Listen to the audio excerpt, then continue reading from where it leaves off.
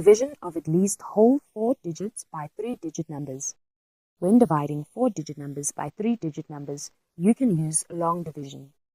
Work out 1,862 divided by 133. It is always useful to start by estimating your answer. Using long division, check how many times does 133 go into 1. It does not go. Use the divide, multiply, minus, and bring down rule as shown. Divide 186 by 133.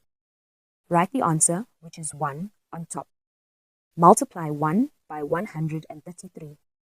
Then minus 133 from 186. Bring down 2.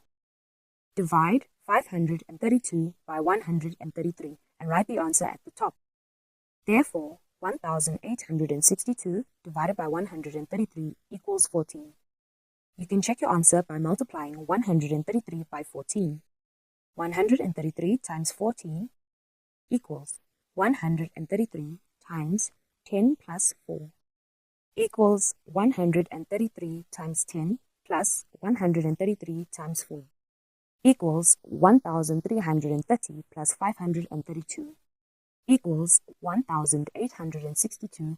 Therefore, 1,862 divided by 133 equals 14 is correct. Need more help? Ask Mesky to make it easy. And let the maths finally start mathing.